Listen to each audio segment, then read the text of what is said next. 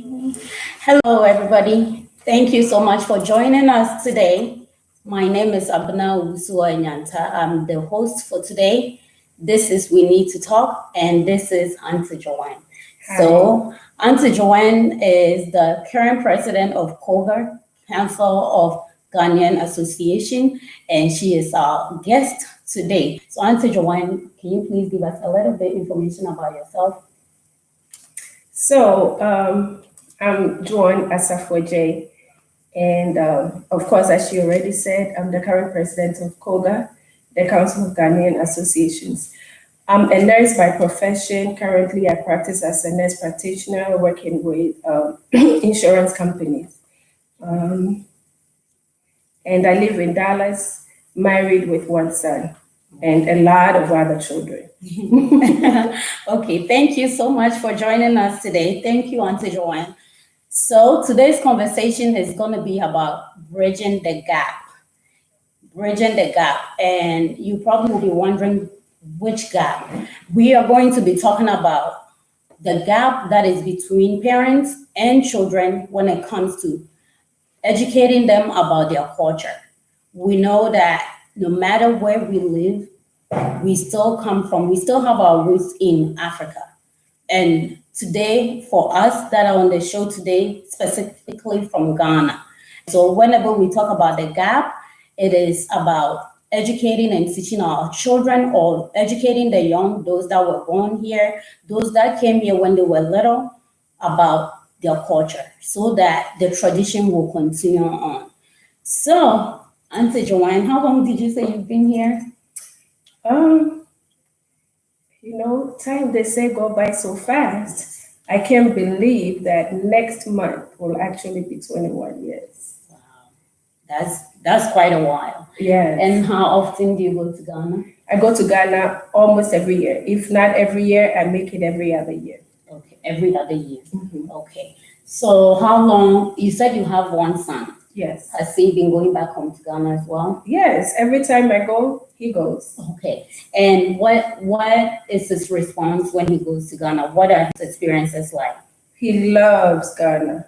As a matter of fact, last year when we were in Ghana, like the weekend before we came back, he just looked at me one day and said, "Are you ready to go back to America, Mom? To Dallas, really?" That's what he said. Yeah. I said, "No, I don't think I'm ready."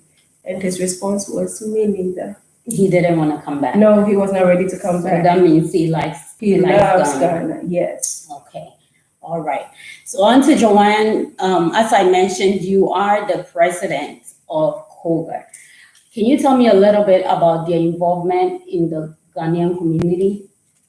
So, KOGA actually is there representing all the associations in the Metroplex. So you have associations like Asante Man, Ewe Association, Ochiman. So all the various ethnic groups come together. And currently we also have the Ghana Men Association and the professional, which is the Nurses Association that is part of it. So KOGA seeks to bring the whole community together. They are non-religious, non-political, so that's why you don't find the churches being part of KOGA. But we involve the churches as well because we believe that a lot of the Ghanaian community goes to the church, and that's another way we can reach them. So KOGA seeks to bring the whole community together as one. Okay, thank you so much. So that's a little background about KOGA. So if you are in the DFW Metroplex, please try to get involved in KOGA. So, Auntie Joanne, I want to ask you, are there a lot of young people in the organizations that makes up KOGA? Actually, no. So KOGA itself is not an association. Okay. So the different ethnic groups will send two representatives to come in to represent them. So no, we don't have young people. We have at least, I would say, 2 young people that are representing 2 organizations that are part of it. But most of them are like from my age group up. And it is our hope, it is our wish that a lot more young people will join the various associations and then be able to be part of KOGA. Okay.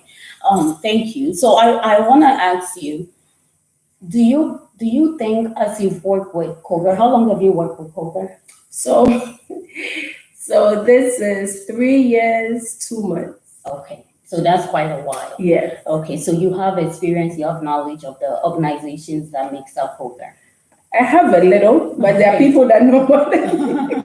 Okay, I asked that because my next question is, do you believe that the organizations are doing the best in reaching out to the younger ones? I will, and this, let me put a disclaimer here because I'm not an expert in it, Okay. but I will say, as from what I've heard, like the Airway Association have involved the kids in their organization. So this is also, helping groom the youth in that organization.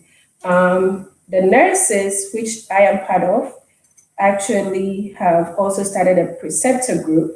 So they are also able to groom kids who want to be future nurses. So we groom them in anticipation that once they become nurses, they'll be able to join the association. So,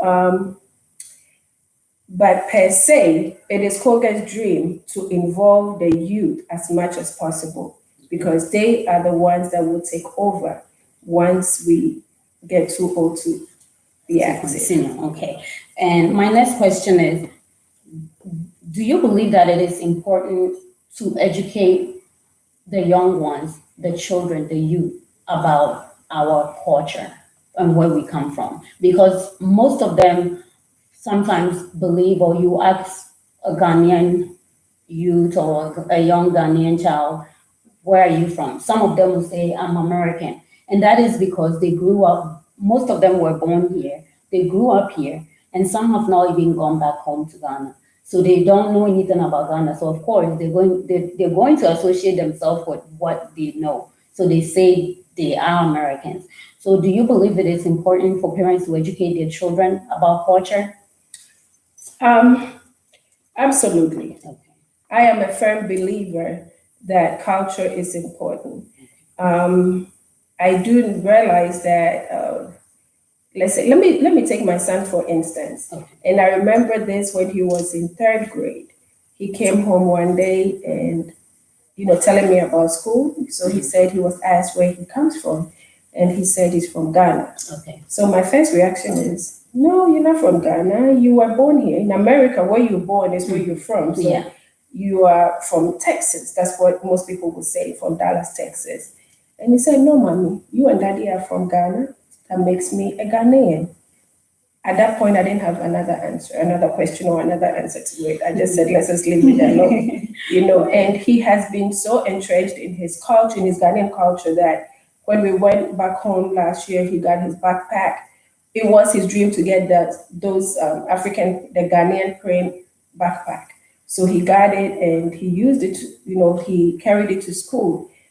Through that, actually, there was another Ghanaian kid in the school that we didn't know about. But because he had that backpack with the kente in it, the boy approached him and asked him if he was from Ghana. And of course, that started a conversation. And I'm a firm believer that we need to teach our kids where they are from. Because, the African American, the ones that are, truly African Americans, they have their own culture. Yeah. They have their own way they were brought up. Mm-hmm. So, yes, we can say our kids are African Americans, but their thoughts and everything is totally different. Mm-hmm. So we cannot just let them be. So I believe that these kids have to be taught, they have to be part of our culture. We have a rich culture. I don't see why we shouldn't teach them. My next question is, what are some of the ways that parents can educate their children about culture? First of all, we can start from home by how we engage with them, teach them in everything that they do. oh, in Ghana, this is how we do this. And in Ghana, and we do this because it's this. So that is the way to start. We have to teach them the positive part of Ghana. And I will give an example. KOGA has started having, KOGA does the Ghana Fest. Yes. Why do we have the Ghana Fest? We feel that Ghana Fest brings all the various associations together. So Ghana Fest have, the fancy group will come display, do their own little thing. The airways come do their own little thing. By this, you have different, at that one particular setting, you have the different cultures, the different ethnic groups that make up Ghana. Okay. So it's not just the one, so if my child is Ashanti, right? Yes. By him going to the Ghana Fest, he gets to experience the different cultures. Now, KOGA also last year introduced the Ghana Most Beautiful kind of, the beauty pageant, which you were part of. And our goal was these kids who came to do the presentations, they actually went to research. Yes. So the girl that stood up for Western region researched Western region. The one that did Gardangbe researched Gardangbe. So that also helps the children to learn more about that culture, which otherwise would not have. So yes, it is important for us to teach, and these are some of the ways that we try. Okay, so through communication, as you were saying, that we can learn how we can teach or educate the young ones about culture. And it's not just about doing it, you have to go the extra step and explain it. So one of the things that sometimes happen in the community, which brings this gap between parents and the young ones, is parents almost as if take everything for granted in a way that they assume just as they're doing it, the children are going to see it and they're going to imitate it when they are not around and grow up with it. But is it possible for children to learn about their culture just from what they see at home? So say a parent that lives at home with their child, they cook African food, they speak the local language, they do things such as go to funerals, and even in our dressing, because in our Ghanaian culture, we wear black and red to symbolize funeral or death. Will children learn just from looking at that? I would say that is a start. Okay. That is definitely a start. At least there's something that they can go by. Okay. But there's more to it, So my thing is we should also bring our kids to social functions that are being organized for the community, and where traditions are being taught. It is unfortunate where we are, you don't really see a lot of the Ghana stuff going on. And I would want to bring my mom in here. She said one day, why do you all live so far apart? Okay. We live so far apart where we are not able to visit with one another as often as we should, to help the kids also know each other. So by coming to events that are organized by KOGA or by your association, the kids also get to learn more. And it is my hope in the future, as we grow, Ghana Fest will be having the traditional groups, the ethnic groups coming up with maybe we can set a theme as marriage. Okay. Traditional marriage in Ghana. So the Asante man will depict a traditional, how a Ghanaian, an Asante traditional marriage is performed. The Fantis will have how they perform it.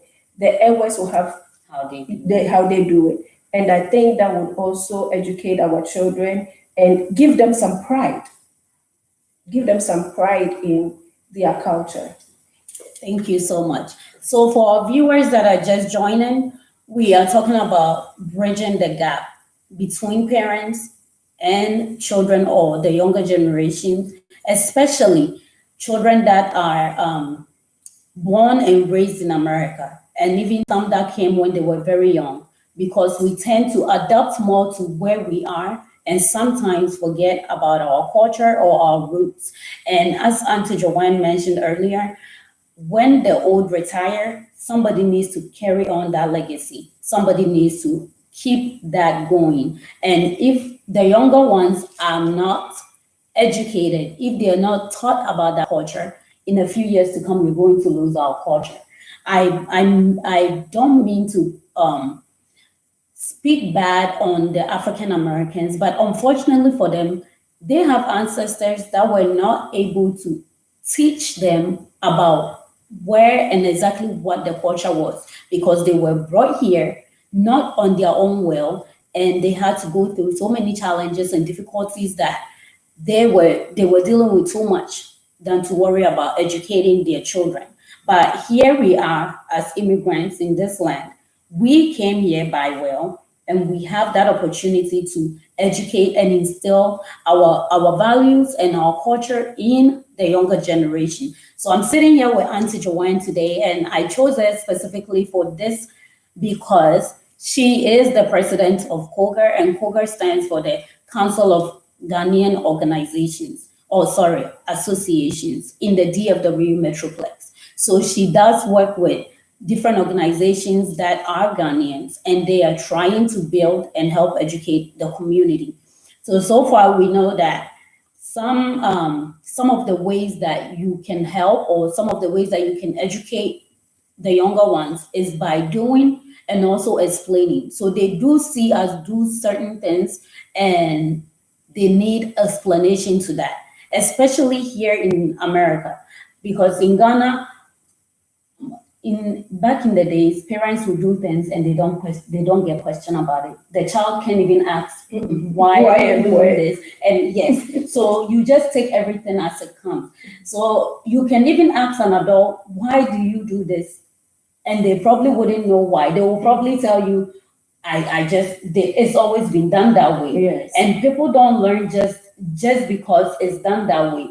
People might lose it, or they won't even go on and try to keep that going, or try to teach others about it if they don't know about it. So today we are talking about how you can educate and how we can continue on the legacy, because we did not come here to lose ourselves. We came here to better ourselves and to also let others know about who we are as well, because that is how we show our pride. So today we are going to do things a little different. We are going to invite someone that is also of a younger generation to come sit with us to give us different perspectives about this conversation that we are having. So I'm going to invite my guest, Mr. Kweku, to join us to give us some of the things that they see when they are home with the African parents, because we are trying to educate both the young and the old. So, Mr. Kweku, please come have your seat, come join us. Thank you so much for being part of the show today. Thank you for having me. Thank you. So tell us a little bit about yourself. My name is Albert Kweku Sapon Kuma. I was born in Manhattan, New York, but I was raised in Ghana for about 1 to 2 years, early in my childhood. I currently live in Dallas, Texas with my mom and next to my aunt here. And I am a senior in college at Baylor University studying biochemistry to become a doctor. Oh, thank you so much. You are so welcome. I am so pleased to have you today. So we are talking about culture, and we are talking about in an African home, how culture is taught. Mm-hmm. What are some of the things that you see in an African home that you believe helps the younger ones learn or know about their culture? So one of the things that I have the blessing of receiving was being able to live here at a young age, but also live in Ghana at a young age and see my grandparents and my uncles as they went about in their everyday lives. My grandmother was a big proponent of speaking Tree at home. And so she emphasized to me that I should speak Mekrom Kasa. You do know how to speak. Yeah, I do. Oh, I'm so proud of you for that. So she emphasized that to me. She emphasized, you know, how to greet guests when they enter the home, how to properly,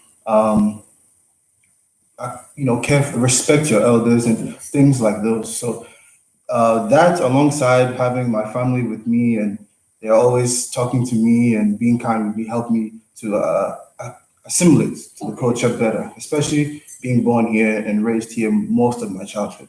Okay. So thank you so much. I am so excited to see or to hear you speak Chi because most often you meet younger Ghanaians, and they do not speak Chi. Some of them sometimes understand, they just can't express themselves. Right. Have you been back home to Ghana before? I've been And back. how was the experience like? So that I think at that point had been about 10 years. Okay. No, 2014. That was 10 6 years.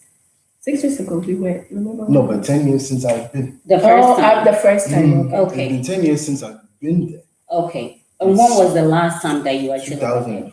2004. 2014? So 2004 was when I left, and 2014 was when I returned, and that was the last time I'd been there. Okay. And how was your experiences like, briefly? My experience it was wonderful. It was wonderful. And this is something that has always been on my heart. I always feel bad for the Ghanaian children that I've met, my compatriots who have never seen the homeland, because it is beautiful and there's so much to do, so much fun to have, so much food to eat. Of course. You know, you're the second younger person I'm speaking to about going to Ghana that is telling me that one of the things that actually made him love Ghana so much was the food. Mhm. What kind of food did you enjoy? Everything. Banku, fufu, kelele, groundnuts, fan yoga, fan milk. Fine milk is my thing Oh, too. Yeah. Everything. Okay. Pork fruit, everything you can imagine. It's just I enjoy. Thank you. Mhm. So when you went to Ghana, what language did you speak the most? Initially, I was a little nervous because the tree there, there was a little bit of it's deep, but for me specifically, I was able to listen and pick up on certain phrases, and then I started speaking more tree towards the end. Did it make you feel more comfortable when you were over there and you were able to speak and understand the tree? Yes. Was it more relatable to you? Mhm. If somebody that did not speak or understand tree goes back home, how do you think that experience will look like? That's right. So this is the part I wanted to talk about because my experience is it's very unique, but it's very isolated. Growing up, like I said, a lot of the Ghanaian children I met that were born here or came here at an early age did not have the same experience I did. They didn't necessarily speak the language. Even my own younger cousin, at a younger age, he did not speak the language. He understood because he obviously was here and was able to hear the family around him, but he couldn't speak. And so it made it hard for him at times to connect. Okay. I have a lot of, I have made friends through my church who don't speak, and I can see that they are at a disconnect between the adults and those who can speak, and then themselves. Okay. And so I can only imagine how difficult it is for them when they have to, either they go back to Ghana or they're in an environment where there's lots of Ghanaian people, and they cannot relate and be a part of the culture itself, because there are primary things that make a culture a culture. Okay. It will be food, language, dressing, and I had the fourth term in my head, but I forget it on top of my head. It's okay. But those things are very custom. Those things are very important for any person as they grow and are part of a culture to have, because it grounds them and provides them with a sense of pride of who they are. However, I do feel like a lot of people my own age, especially in the generation that we are, don't have those things or are missing parts of those things. Even myself, I feel like I'm missing certain parts of those things. Okay.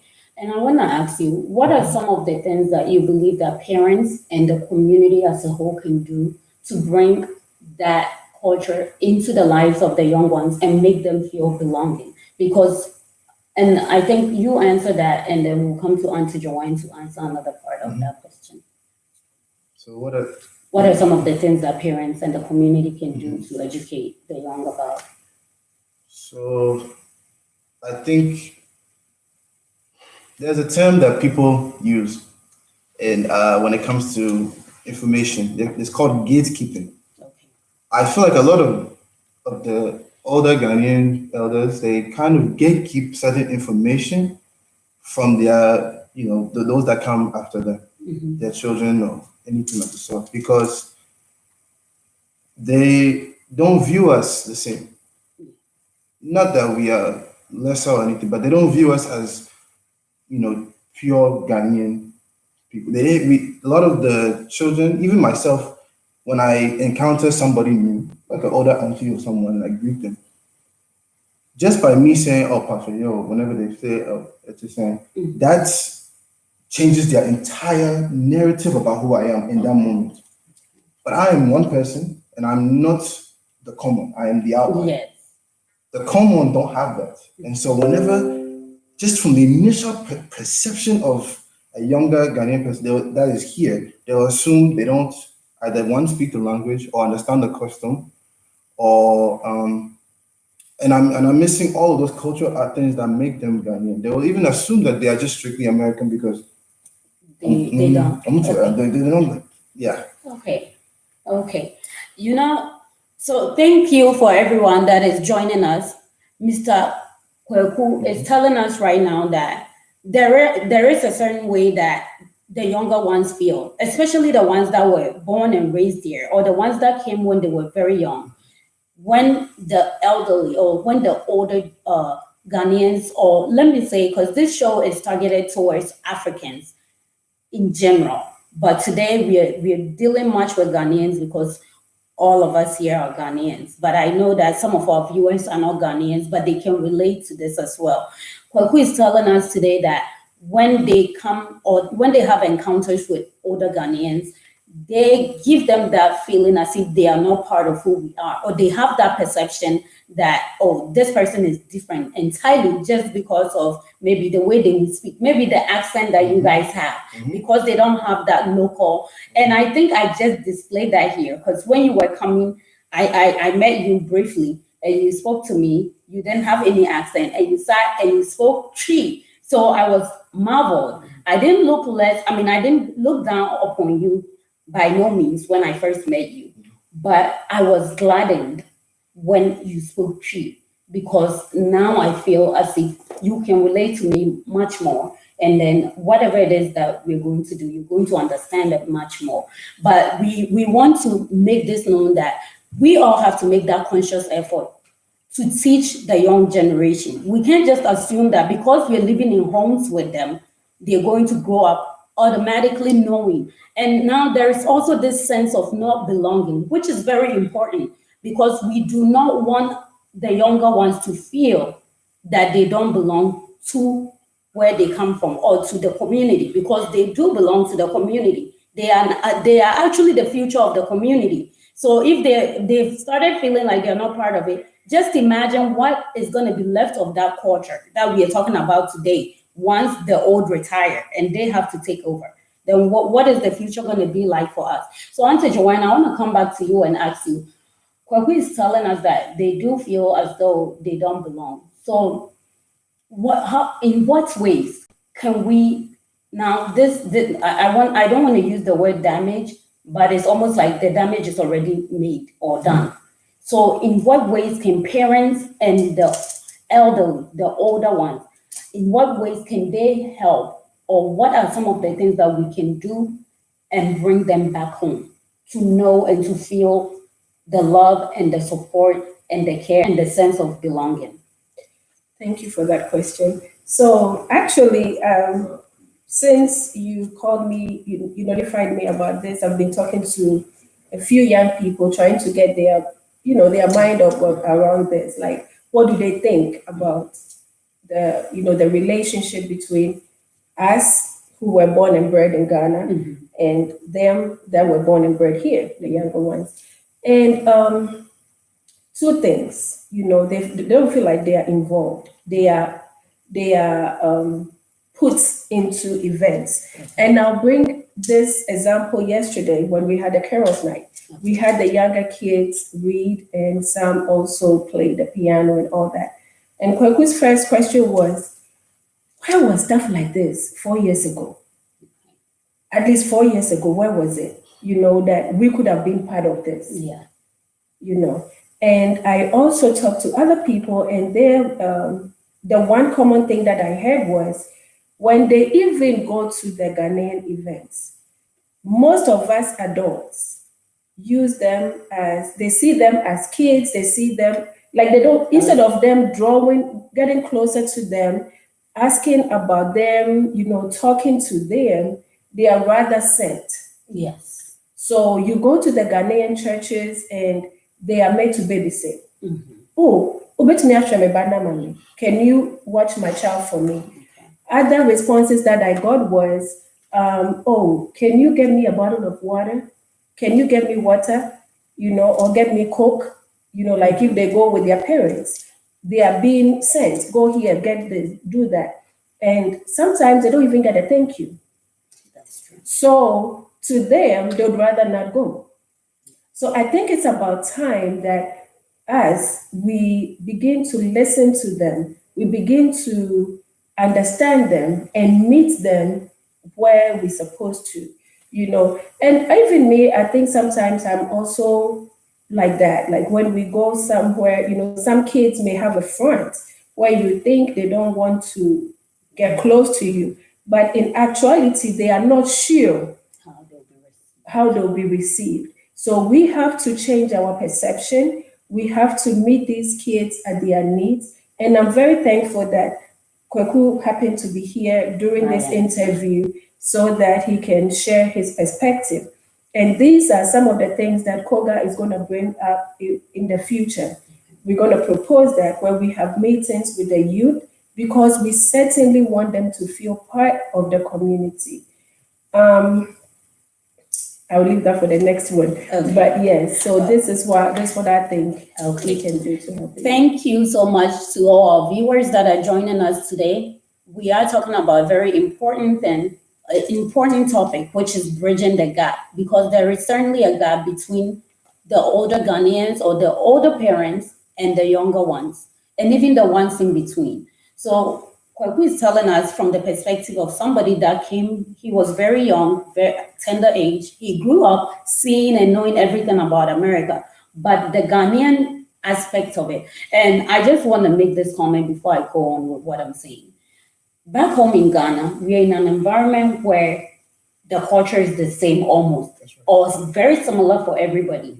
So some of the things that happen, or some of the things that we grow up learning, doesn't need to be told to us, because in our home, outside, around us is the same thing around. But here we are in a land that is made up of people from different cultures, and everybody is trying to belong and pick something. So here we are, the Africans, or specifically today Ghanaians, and we don't mention it, we just assume and we just relax. So now some of the young ones are picking cultures that are around them, like some relate more to the African Americans, some relate more to the Caucasian Americans, and some relate more to whoever they are friends with or they spend most of their time with. But today we want to talk about this so that parents and even the younger ones will realize what's going on, and we're all going to make that conscious effort to educate ourselves, to bring everybody back home, and for us all to work together. Because I don't believe that any of our parents ever want our children to feel like they are not part of them.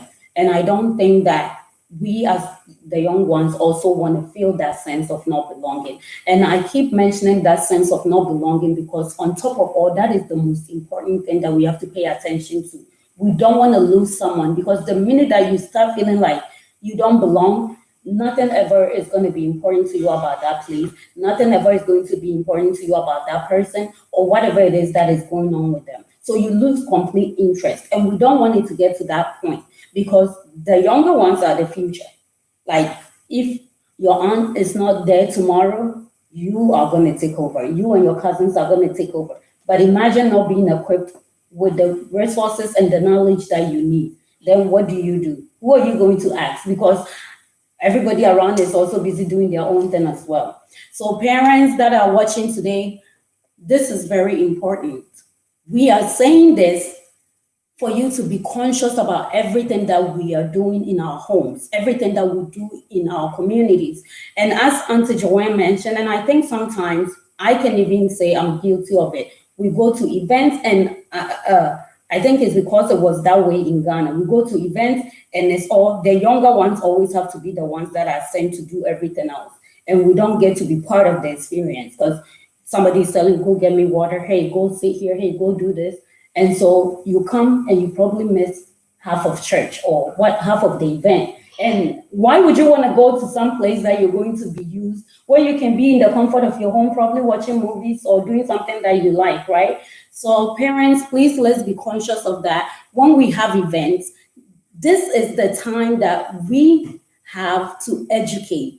Everything is about education. Everything is about education. The way we speak to each other is educating. The way we react towards each other is educating. And the way that we do everything around us is educating. And in psychology, we say that children tend to learn more from what they see. So when they come home and you're doing things just anyhow, you feel like, oh, just because I'm parent, I can just do whatever it is that I want. The child is looking at that too. They might emulate it to you in a certain way, and then parents will get mad or angry, asking, why are you doing this? Right. So now, let me come back to my question.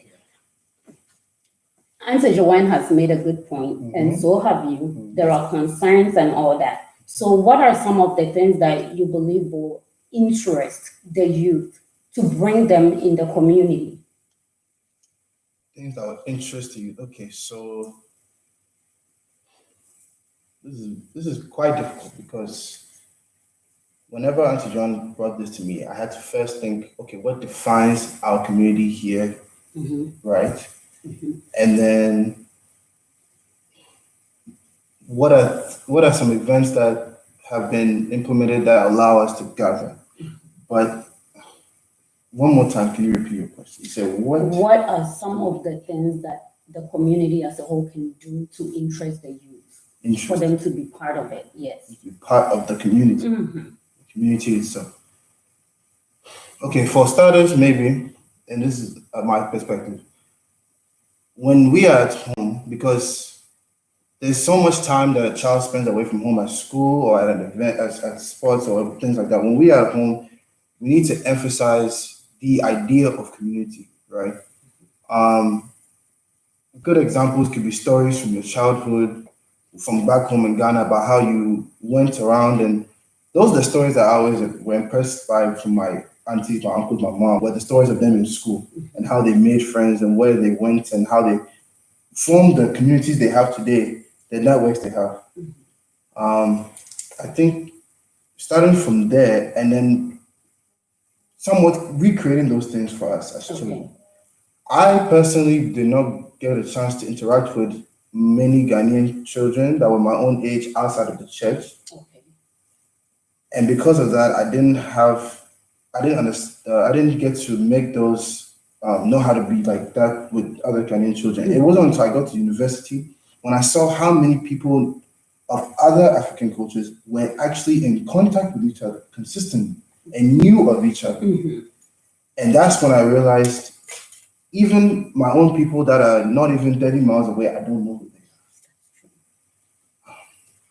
they are. And so there whether more conferences or more, and especially youth targeted conferences where we promote things like, okay, for instance, if you are you elders who are in professional fields like business, engineering, other sciences, medicine, or the arts or anything like that, can put together something where the children who are interested in those things can come and learn about okay, these are the Ghanaian people in the community who are doing this. If you're interested, come here. We'll teach you about it. We'll help you get connected with certain people.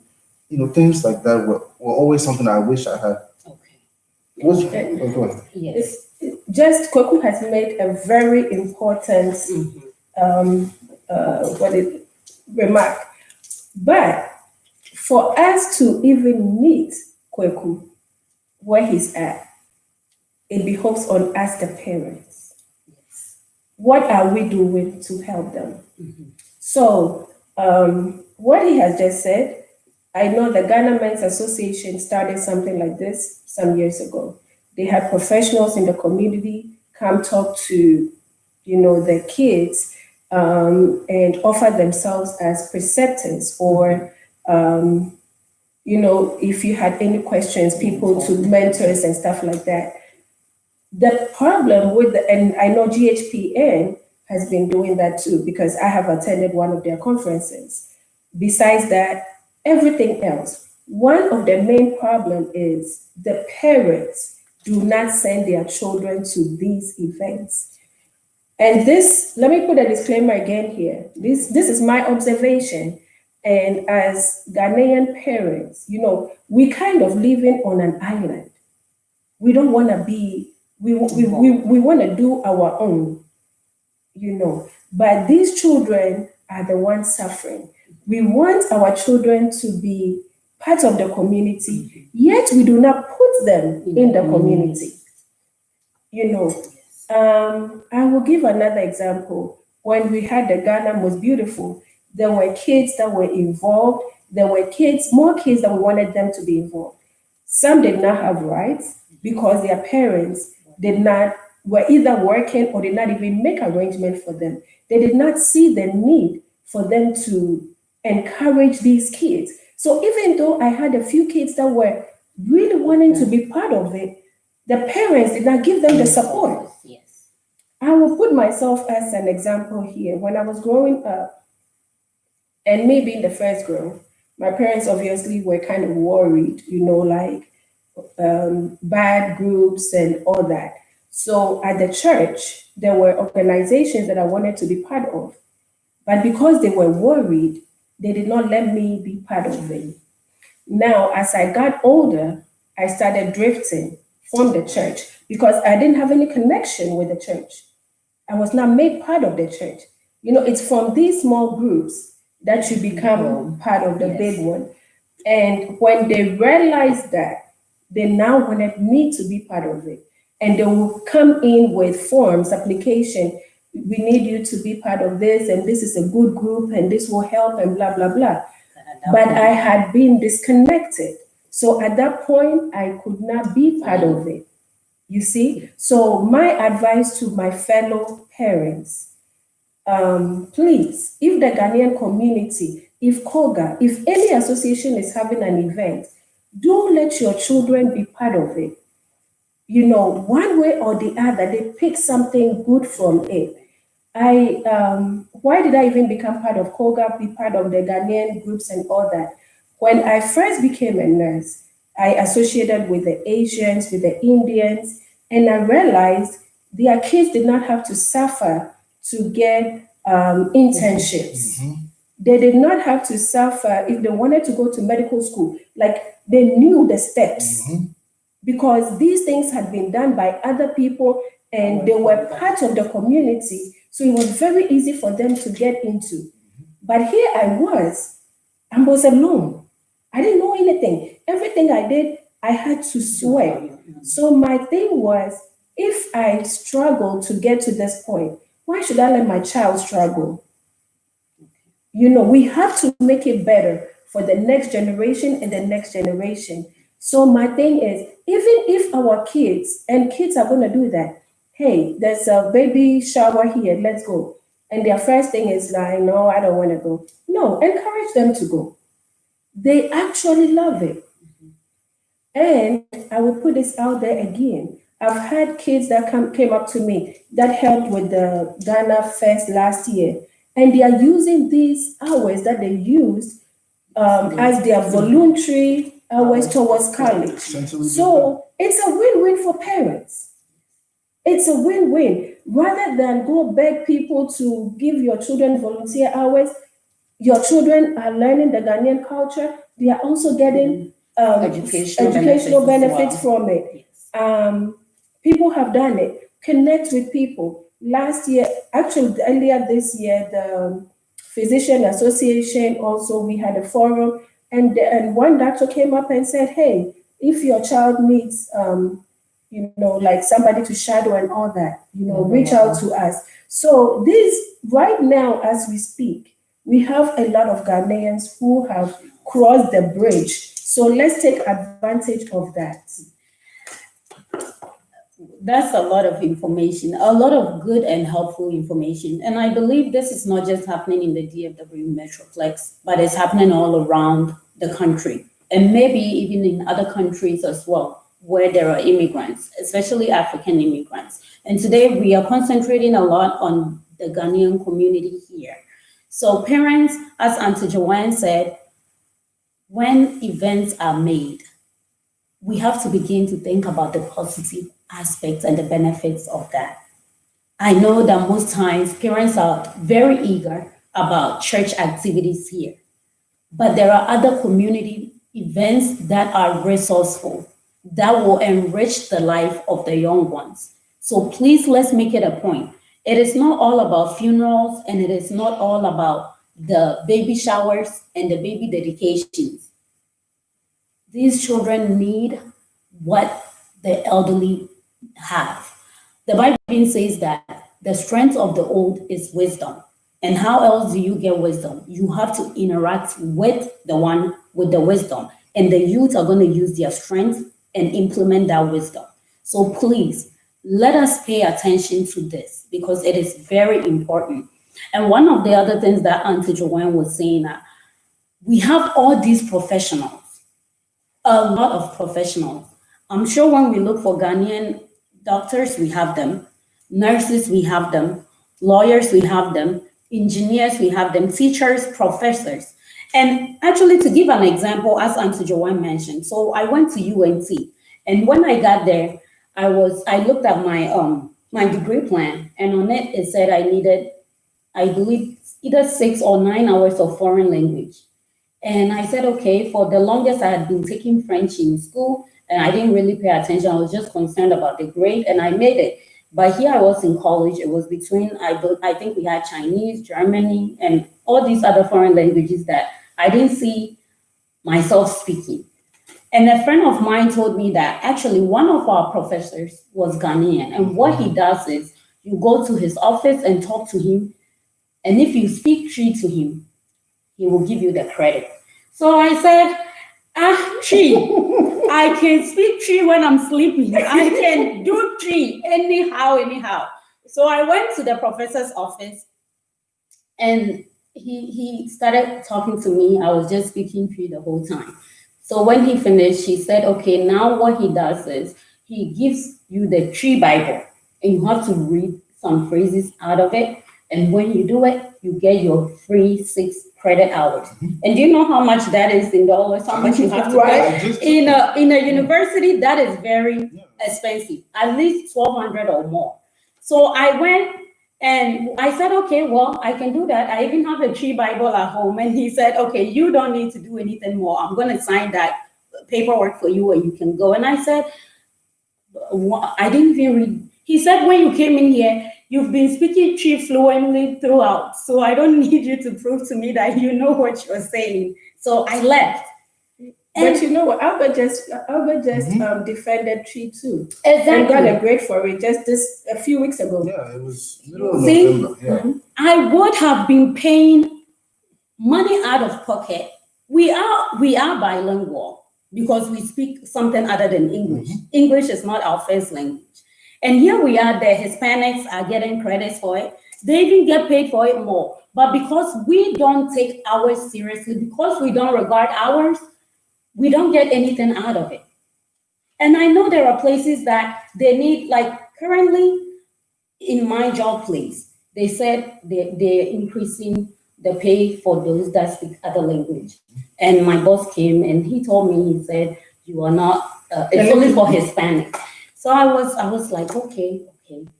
So I came back, I went to Ghana, I came back, and they said they've added somebody that speaks Tree on my caseload. And I can't share too much details of that.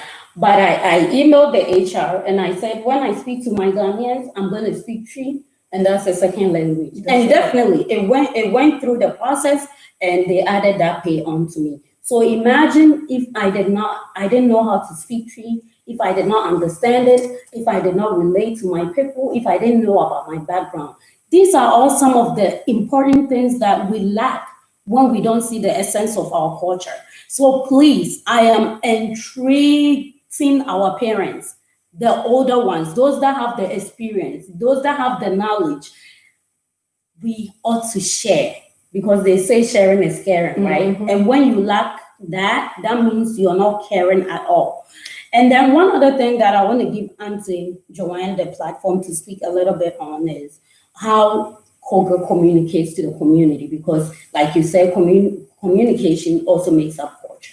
And maybe there are certain ways that they can do things differently that will engage or attract the youth, or maybe the way they've been communicating to the youth has not been effective. And so, Auntie Joanne, do you guys on the KOGA platform, is it more of the adults, or do we have a mix of both generations represented? Unfortunately, we do not have as many of the youth as we would love to.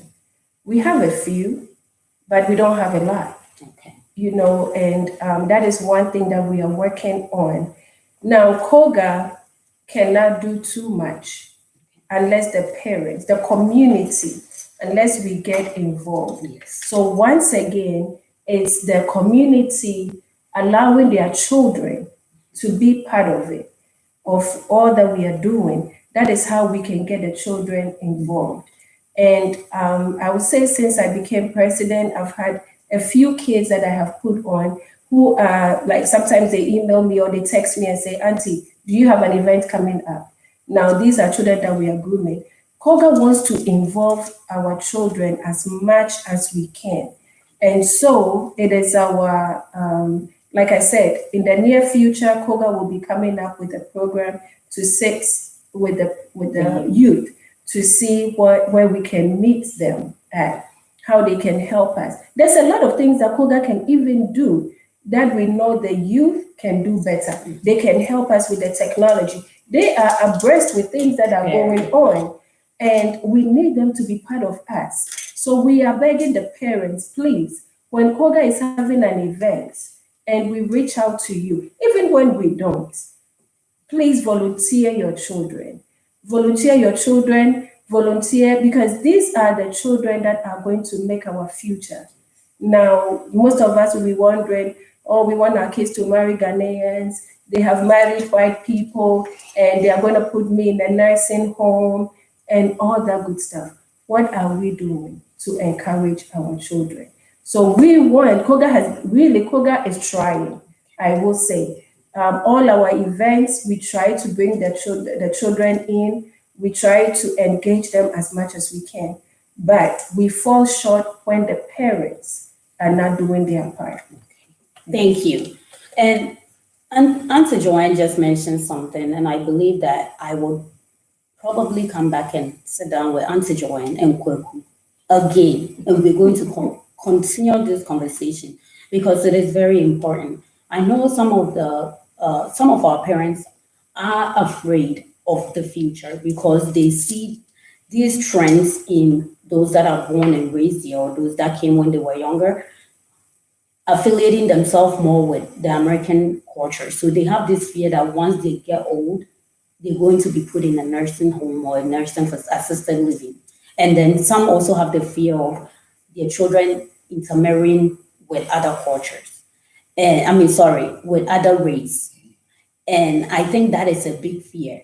But it can't just sit in our minds and our hearts that, oh, I have this fear, but yet we are not doing anything about it. But we ought to remember that whatever it is that we are doing with the children today, it's a seed we are planting in them. So if you're not instilling the culture in them, they're going to pick out the culture that they know or the culture that they see. and they're going to do just that. So in the future, if they put you in a nursing facility, you kind of created that because they don't know what it is to care for the elderly as we do back home. So we're going to sit down and talk about that as well. I'm going to come back, sit with Auntie Joanne and Kweku, and we're going to talk about the marriage part, interracial marriage, and the fear that parents have for that. And we're also going to talk about the future, what the children do when the parents are aged. But we are going to be ending our conversation soon. So right now, I'm going to go through and read the comments. And if there are any questions, please feel free to type it in there. And I'm going to read it out loud and we'll do our best to summarize. And Auntie Joanne and Kweku are going to give their last remarks. I'm going to tell you briefly about our sponsor and what we have coming up next. So here we go. If you have questions, please feel free to post it and we can read them out loud. And if you have any special comments that you're making, we're going to read that one out loud as well. And here we go. But as I'm trying to go through it, Kweku and Auntie Joanne, any last words you guys want to share with our audience?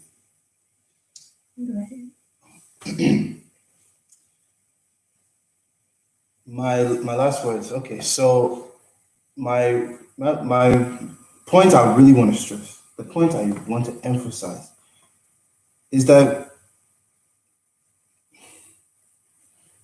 at home, above all else, I mean, this is a phrase that we've all heard before, but charity truly begins at home. Please, as you all, the elders and the parents, make sure that you are instilling a sense of positivity when it comes to our culture and why it's so important for us as people to remember who we are and where we come from. And to also be willing to explain the reasons why things are the way they are in terms of, whenever, I'll give an example. Whenever the preparation of palm soup, what is the palm? What is how do you make it? Things like that. What is the significance of cocoyam? What is all of these different things? Even this past winter or summer, excuse me, my father, he explained to me the story of Comfort Nature. Yes, and I never heard that before, but it was so important I felt a sense of joy when I heard that because it's a legend that comes from where I am from. And I was able to explain, and this is another side of it. I was able to explain this to someone who has Ghanaian heritage, but had never been to Ghana, nor had never heard the story before. And through just having my stepfather tell me these things, I was able to tell that to another Ghanaian child and able to instill that sense of pride in who we are. So just little things like that are so important. How much we can learn, and you always remember that children are like sponges. We learn everything. I mean, I am 22, but when I was younger, I was absorbing everything my family was giving me, and I know I have to carry that for me for the rest of my life because of the importance of it all. But for the rest of the parents out there, please, for your children, teach them as much as you can about who we are and why we are here and what we are here for. So that's all I have to say. Thank you, Auntie Joanne. And just to add to what Kweku just said, please don't be punishing your children and saying, if you do this again, I'm taking you to Africa. First of all, that is a big line. Yes, don't make Africa a negative. You've already instilled a negative on the child. Please don't. Yeah. So first of all, Ghana is not all Africa. Exactly. That is one thing. Mm-hmm. So you may as well say, I'll send you to Ghana. And then again, when you say Ghana, my part of Ghana is really nice, where my kids enjoy. So you cannot generalize. You see. So we go back to positivity.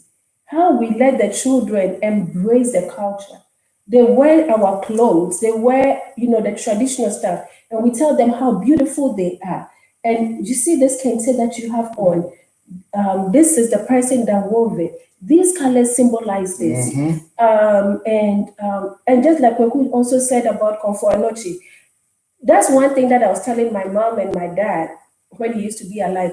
I said, tell Najee about Anansi stories. Give them Anansi stories, because some of the things that I do, some ideas that not ideas, but my actions, you'll be so surprised that some are taken out of Kweku Anansi's story, because there's moral lessons that we learn from it. And we know that these African Americans have even gone to take that Anansi story and they have presented it in a different way. They're really not telling the real story. They have told it in a different way, but they're making money off it. Yes. How about us? Who better to sell our story than us? Because if we don't, somebody's going to sell it, Yeah. and that person is not going to sell it the right way. So we have to do that. We have to make our children proud. I know I've heard, from other young people that have married outside the race, right? And later now thanks to YouTube, they are looking at the Ghanaian traditional weddings, and now they wish they could do it a different way. I've heard this from at least 3 kids, 3 young people. So what I'm saying is positivity, positivity, positivity. Let our children embrace our culture. Let them embrace their hair, their natural kinky hair. Let them find pride in it.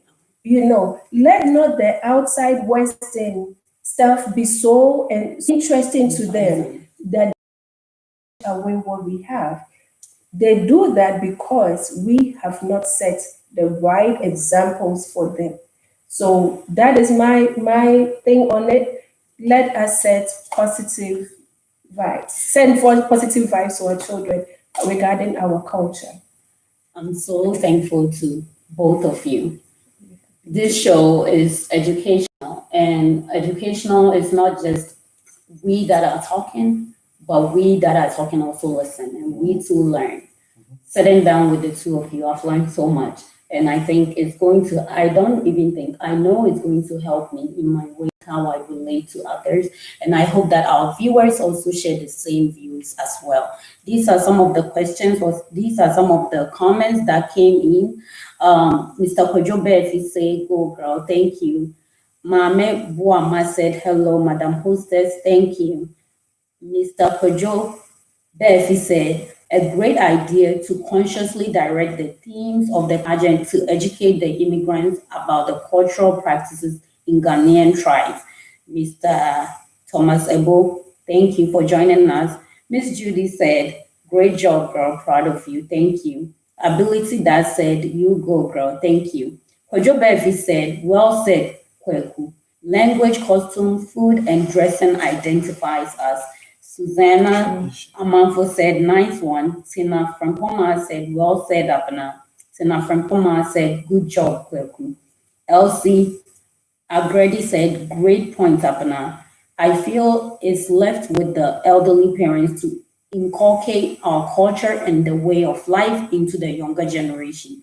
Ability that said, "Great point, Madam Joanne. I think the old folks take these kids for granted so much." Paul, thank you for the hand clap. Miss Judy, thank you for the hands up. Amy Adanse said, "When I went to Ghana, they were speaking better English than myself. I don't think language barrier should be a discouragement from visiting." Fitna, First Lady Fitna said she has a smile on for some of the points that we discussed. Amy said, "Due to globalization and technology, learning a culture becomes easier than it was decades ago. You can go on YouTube and learn so much, including the language, cooking, and even virtual experience." Miss Matilda Solomon said, 2 thumbs up. Mr. Hojobefi said, "To the hostess, very educating interview, very rich information. Thank you."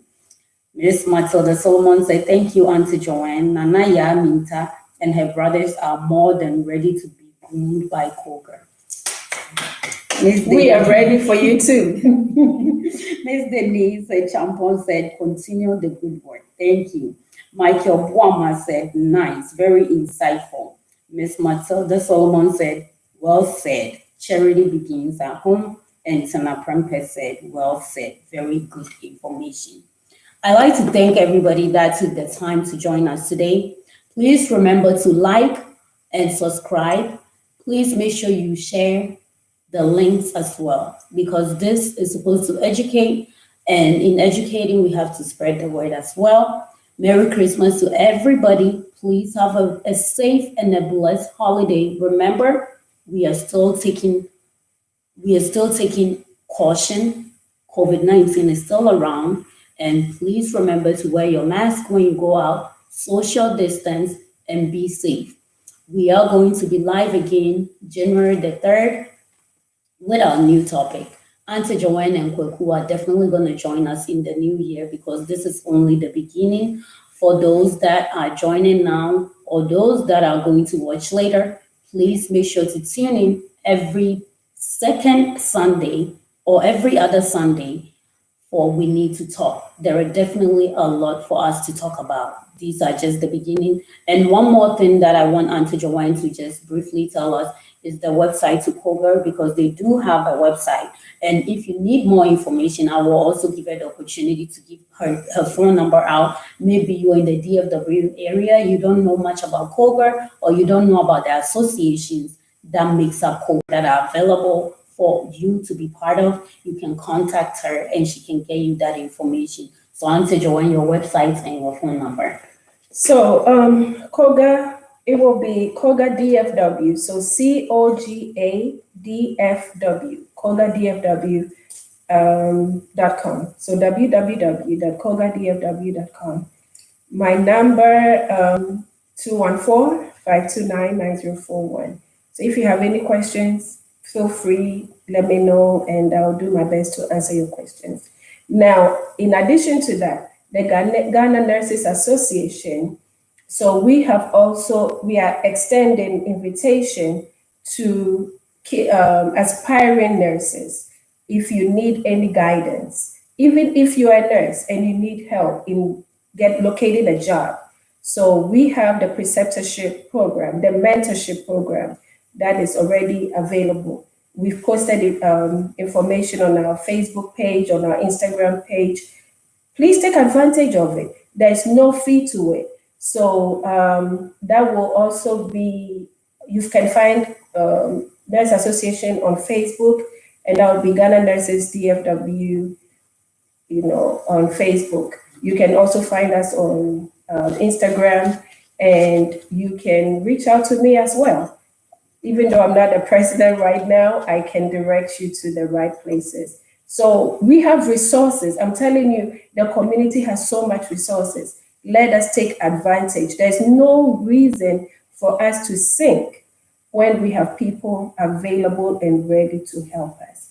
Thank you so much, Abner, for inviting us to your program. And we thank you, the audience, for listening. And it's been our pleasure sharing what we have with you. Merry Christmas. Merry Christmas. And then finally, this is one of our sponsors. Actually, this is our first sponsor, and it's Multimedia Record. He specializes in events, he DJs, and he also does photo shoot. He also has a shop where he sells cologne, and he also sells perfumes for women as well. Christmas is just around the corner, a few days. Maybe you're late on your Christmas shopping, or you're still thinking of what to get for others. Nobody ever say no to perfume. So please contact Mr. Andreas Nyente at 469-779-5086. The number again is 469-779-5086. You can also follow him on Instagram at Andreas.Nyente, and Nyente is spelled Nyenty, and his Facebook is Andreas Nyente. That is it for Mr. Nyente. Also, please remember O&O signature. We sell everything culture. So as we are talking about culture, please, if you like to purchase some African clothes for your children, you can call me for that. If you want to purchase jewelry, beads, accessories, anything from your neck beads, your waist beads, your anklets, and your bracelets, I have them. Sandals, traditional, I have everything. And as you can see, I'm rocking O&O original today. So please feel free to contact me as well at 469-769-2306. Again, it's 469-769-2306. Follow us on Instagram at O Signature. Facebook is O&O Signature, and you can hit me up for all your African needs. Also, finally, please remember to look up Cool Boy Hallelujah featuring Kofi Kenata. He is also the one promoting us with music. Thank you all so much for joining us today. Have a blessed and a wonderful rest of your year and enjoy your families as well. See you next time. Thank you.